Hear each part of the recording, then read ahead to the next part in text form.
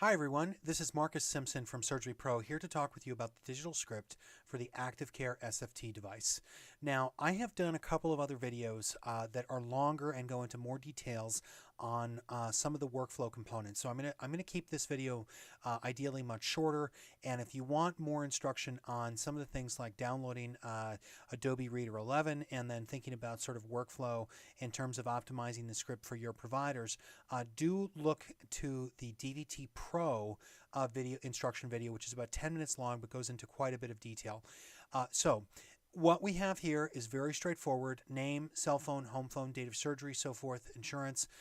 You're going to click your cursor in the first box. You're going to type in anything you'd like here, okay? And you're going to tab through each box. Shift tab gets you to the previous field, okay? And then just regular tab takes you down the document. 14 days of utilization, 21 days of utilization. I'm hitting the space bar. Tab, okay, space bar, space bar, space bar. Maybe 35 days, okay? Now, standard is bilateral calf. Perhaps I want bilateral foot.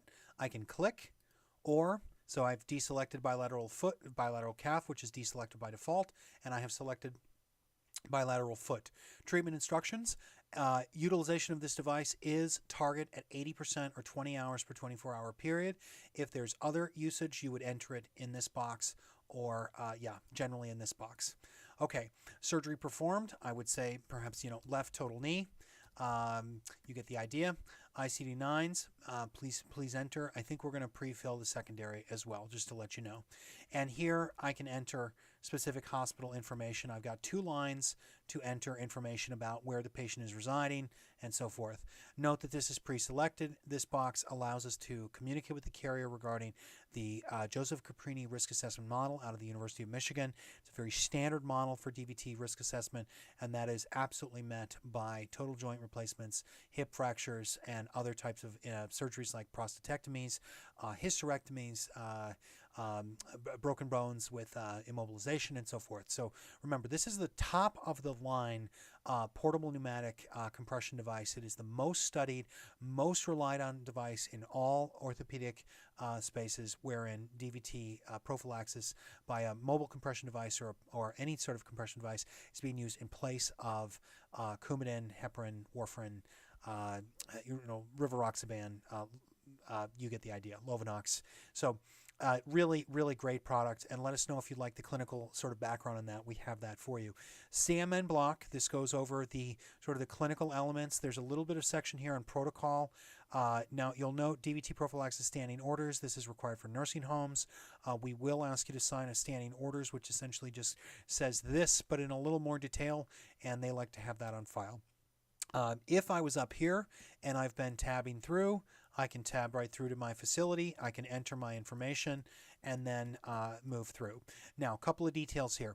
There are a couple of ways to go about having this document increased functionality. One is to contact us and say, these are the 4 doctors that might use this device. We put their 4 names in, and then you can simply check. Your facility information would also be pre-completed, and then when you click the signature box here, if you're using a digital signature, you would need to select a drop-down box here. We could set up digital signatures with you for all 4 of those providers. As an example, you can also have 6 or 8 or 10 providers if you want. That's pretty cool. Now, what I would do here is out of the gate, if I have this document, I just hit the clear button, which resets the document to its natural state.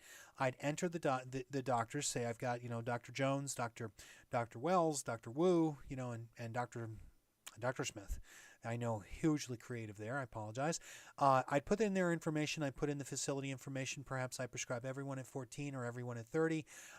You get the idea. Maybe I prefer feet on all of them. So I'd save the file. Basically, I've overwrite my original file with that information all pre-filled out. And then I might even save that as 2 copies of backup. And then what I do is when I complete the script for a particular patient, I enter the patient's information, and then instead of hitting Command or Control S to save it, I'll go up to the File menu. Okay, so in this case, I'm going to escape out of full screen so you can see me here. I would go up into the File menu here, and I would save as, and I would then overwrite You know, so my original file here is going to be, say, ActiveCare template or my groups, you know, mobile compression. You get the idea.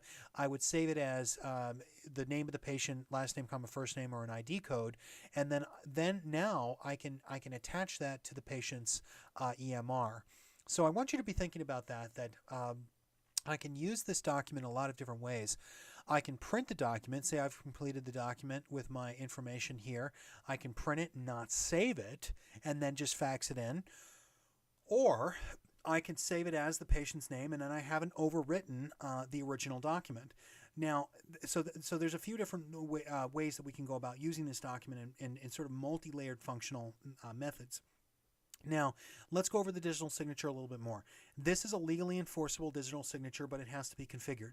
So watch our video on that or give us a call, and we can take you through how that all works. But it can save you a ton of time, and it does, in fact, it is enforceable. So if you have a lot of providers, it makes sense to do that.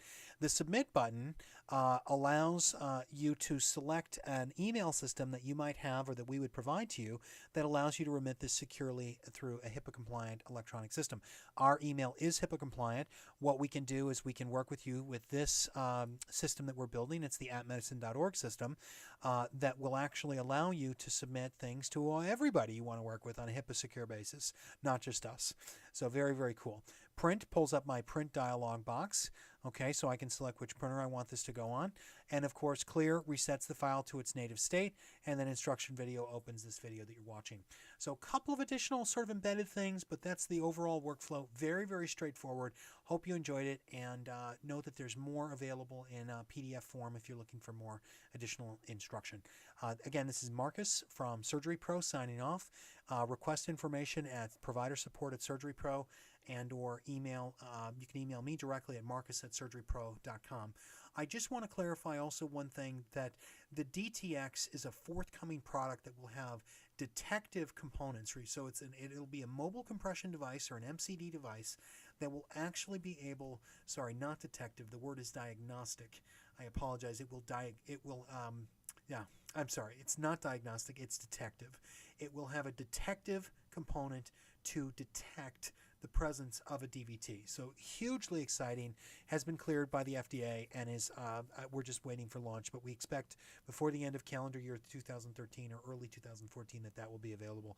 And this one form will be able to be prescribed for both. We expect the DTX units will most likely replace the predecessor SFT units. That's it. Hope to speak with you soon.